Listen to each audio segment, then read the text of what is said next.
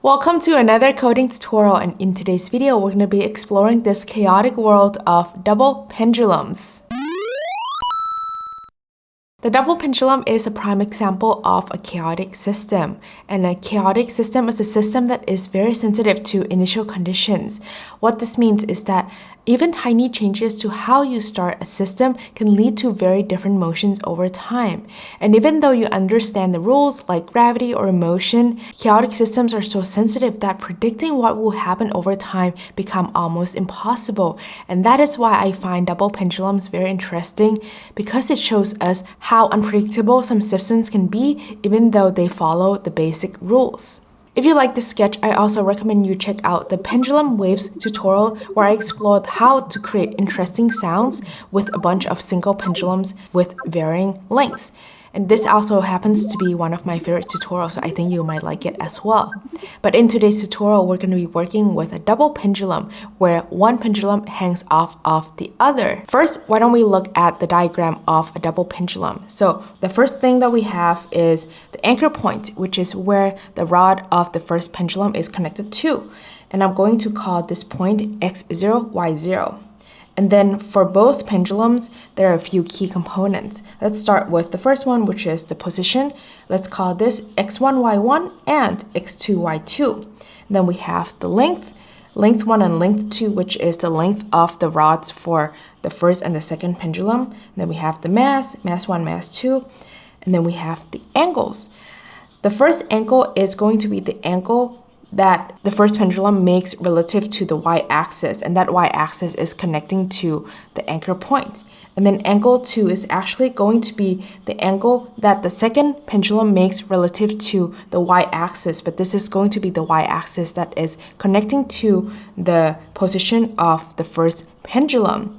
And to calculate the x1, y1 and x2, y2 position, we can use trigonometry.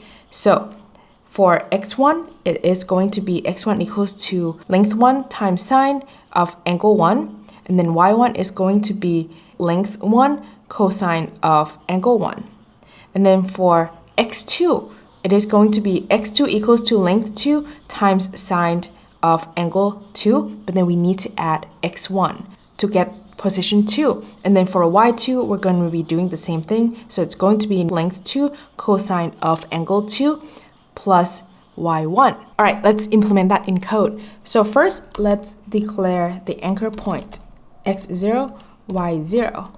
So how about we set it at the middle of the canvas, and then for y0, let's put it, we can just put it all the way to the top. So let's do 0. And then the next one is x1 and y1. Next is x2 and y2. So for x1, it is going to be equals to, actually I'm going to put it inside draw because we want it to update over time, right? So x1 will be equals to length 1 times sine of angle 1, right? So how about length 1, set it to 100, and then length 2, same distance, same length. And then we also need mass 1 and mass 2. I'm just going to set it equals to 1 right now. And then for angle 1, I'm going to set it inside setup here because we need to use the math library and we can only do that inside setup. So pi, how about we do pi divided by 2 for angle 1, and for angle 2, let's do pi divided by 4. All right, so x1 equals to length 1 times sine of angle 1, y1 equals to length 1 times cosine of angle 1, right? And then for x2, same thing, right? Length 2 times sine of angle 2, but then we need to add x1. And then for y2, same thing, y1 plus length 2 times cosine of angle 2.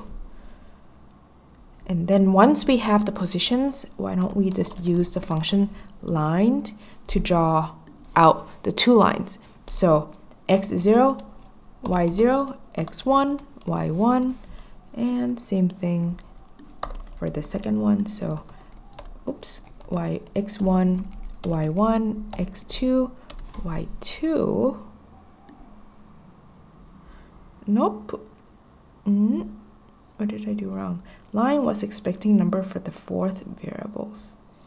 x1, y1, x2, y2. Print x1, y1. y1 is not correct. Oh, there's no times here. Okay. All right, so maybe let's do, how about pi? Oh, no. Let's do maybe pi over 8. All right, it doesn't look correct. Oh, you know what I missed? So for x1, we also need to add x0 and y0 here, right? It needs to start from this point. All right, that looks better. And if I change this to 50, okay, that makes sense now. All right, so how about we also draw the little pendulum at the bottom at location x2, y2. Let's give it a size of 10. And I actually kind of want to move y0 down a little bit. Okay, so now to move the pendulum, what we can do is that we can change the angle, basically angle 1 and angle 2, right? We can increment it by a certain amount. So let's try that. So if I do angle 1 plus equals to 0.01. All right. And if I do the same thing too, maybe we do it on the different side for angle 2. So this is essentially how we're going to be moving the double pendulum, but instead of just incrementing angle 1 and angle 2 with a constant speed like this, what we're going to do is that we're going to use an equation to find angle acceleration that will simulate this in a more realistic manner. To calculate the motion of a double pendulum, we're going to be using a method called Lagrangian mechanics, which focuses on energy instead of forces, which is the method that we usually use to calculate the motion of a single pendulum. And this is because the double pendulum is a complex system with two connected parts and their motions are interdependent. Using a force-based approach, you would need to account for all the forces acting on each pendulum and also the interactions between the two pendulums. And so by using Lagrangian method, it is going to make our life so much easier. And in this video, I'm not going to go into the details or the derivation of the equations, but I'm going to link down the articles that I find useful if you're curious to learn more. Essentially, we're going to be using these two equations to find the angular acceleration of the two pendulums.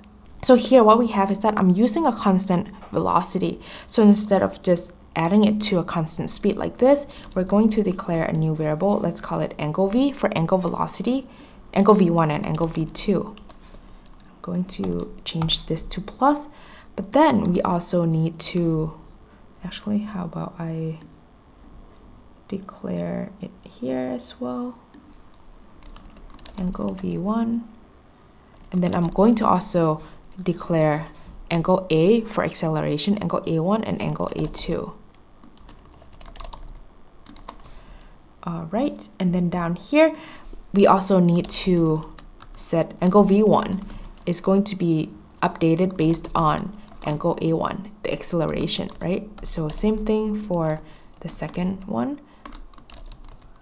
So what is happening here is that we're going to be calculating angle A1 and angle A2 based on the equation that I showed earlier.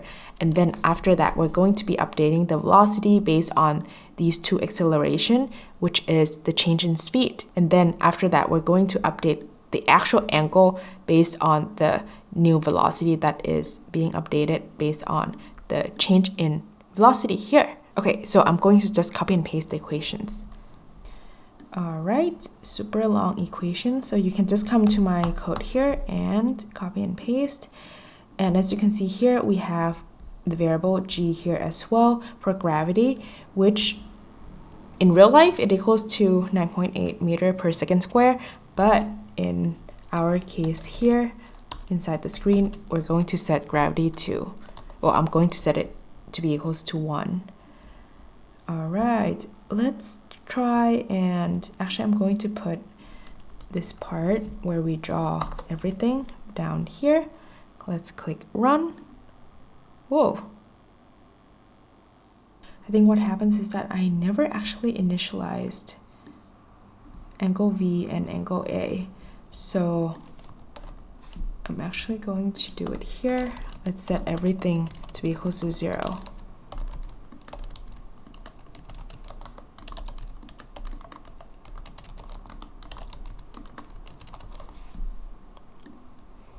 Okay. All right. And if we were to change the initial conditions here, you can see that it provides a different motion now, right? What I want to do now is that I want to put this in a class so that we can create a bunch of pendulums and then see how varying the initial conditions will affect how the motions of each pendulum result in. So first we're going to come to this arrow here, click the plus sign, click create file. Let's call it pendulum.js. Let's reference the file first by going to index.html, come to this line of code, copy and paste, and then change this file name to the name of your file, in my case pendulum.js. Okay, let's go to pendulum.js. We're going to call this class pendulum, and then inside the constructor function, what we're going to do is basically I need all of this. Yep. And then mass 1 and mass 2, don't forget that. Then I think I'm just going to keep gravity as a global variable. All right. So this dot, this dot, this dot, this dot, this dot, this dot, this dot, and this dot. And then we're actually going to give angle 1 and angle 2 as the parameter. And then how about we set one more, length, as a parameter. So let's do angle 1, angle 2, and then length. All right, and if we come back here, we have length here, we have mass. Okay, so don't forget mass, and I can delete these. All right, actually let's go back and do that first. So we have this dot m1. I'm going to set it as 1 for now, and then I'm going to write two more methods, update and display. Okay, and what we need is all of this. Okay, so inside update here, we need to put all this dot, right? And then this is going to be part of the display method. Okay, so let me go and put all the this dot in.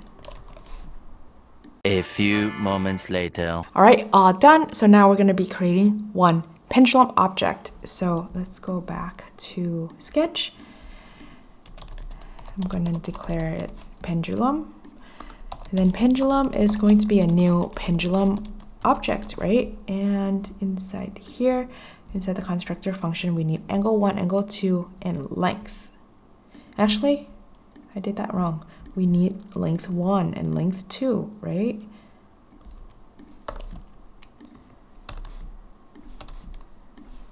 Length 1 and length 2. All right, so angle 1 and angle 2. So how about we do same, right? Pi over 4, maybe pi, and then length, let's do 100 and 100. Just to see if it works or not. And then we just need to call the two method update and display. Alrighty. And x0 is not defined. 34. Oh, I forgot all of these. This dot. Okay. This dot, this dot, this dot, this dot, this dot, this dot, this dot, this dot, and this dot. Ta-da! All right, so now we have a pendulum object. A double pendulum object. Okay, now let's make a bunch of them. So how about we create an array called pendulums. Let's start with 10. And I'm going to put it inside a for loop that goes from I equals to 0 to I less than num, I plus plus. And then we're going to create pendulums object. And I actually just want to start by varying the initial. Actually, let's just vary just one angle. How about we do angle 1? So I'm going to create angle 1 to be equals to, we can start with pi over 4, but then we're going to increment it up by I times 0.01. So we're only going to change slightly, right? So this is going to be angle 1. And then for angle 2, we can just keep it the same for all for now. So angle 2. This is the stuff that we can actually play around with to see what would be the changes, right? Okay, and then now we're going to use this same for loop to actually call it update and display. So it's going to be dot update and then pendulums of I dot display. Let's try this. Nice.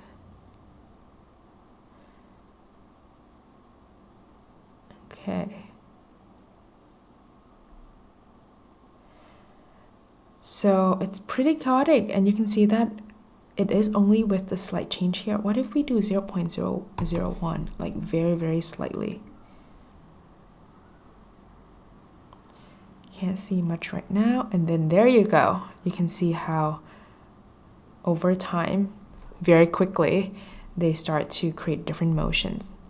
And I think because I'm starting it at these two angles, they look quite okay, but actually the speed, you can kind of see from that one now. You see that? So over time, if you run this, actually all of these pendulums are going to be gone, and that is because of how the speed of the pendulums are running very fast. So what we actually want to do, there are a few ways that we can fix this, but the way that I'm going to do is by constraining the angular velocity. And I'm going to go to this part right here, and then I'm going to set this dot, actually let's declare max speed. How about I set it to, let's do 5. Actually, let's call it max velocity. And then we're going to set this dot angle v1 to be constrained. So we can use the function constrain to constrain this dot angle v1 to be actually between, how about negative max velocity and positive max velocity. So this is just to make sure that we cannot go over the max velocity on both directions. And then we're going to do the same thing for the second angle. Okay. All right. And you can change the max velocity to the values that you want. Another way that you can do it is you can even just add some damping. So you can multiply the velocity, the angle velocity with a constant like 0.99 or something. So over time, it basically like create friction to the system, and over time, the double pendulum is going to stop. All right, so yeah, we need to run this for a little bit to see if it works or not, but I think it should.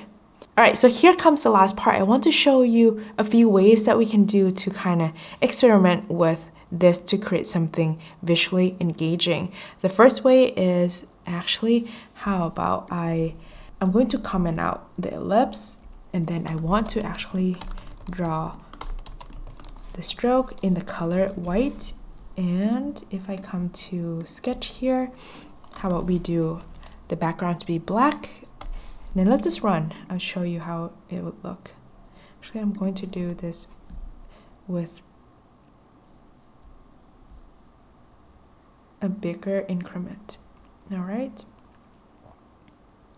Okay, but what we can do also is if we put in some transparency to the background here, you can see a bit of a trail, which is kind of neat. And how about we actually move, I kind of want to move the center point here, the anchor point, to the middle of the canvas. So let's do height divided by 2. All right, so that's pretty cool, right? It's pretty chaotic and it looks like someone is like running. The next thing that I want to do is, what if I experiment with colors? So what we're going to do is we're going to declare a color palette. And for those who have been around, you know that this is my favorite color palette.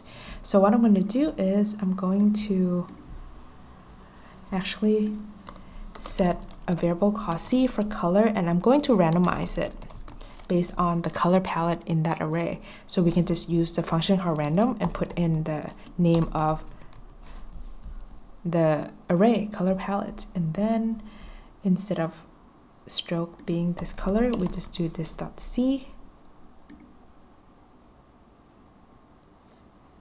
It looks kind of rainbowy. It looks very nice. And how about instead of drawing these lines, actually let's draw the ellipse. Let's bring it back. I'm going to do no stroke, and then let's fill it with this dot C.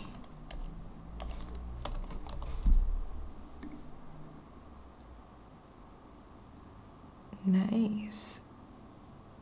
Oh. And actually, instead of doing the length to be 100, I actually want the length to be a bit smaller so you can see the shape of the circle. Let's do, how about 70?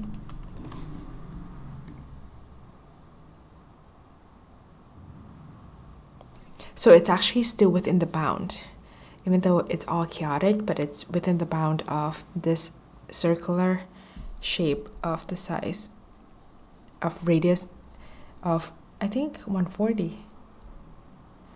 All right, and yeah, what if you change, kind of want to change the color background to blue with a slight transparency, and also how about we randomize the size, this dot S, let's do it between 2 and 10, and then we just need to change the size of this here. All right, I can keep going. There are lots and lots that we can experiment in. Actually, I have an idea of something that I want to experiment with this visually, and I might do it as the next coding tutorial. So I hope that you enjoyed this one, and if you like it, be sure to check out the other pendulum tutorial, the pendulum waves, and stay tuned for the next video where I'll be experimenting a little bit with how we can play around with the double pendulum visually. So give this one a try.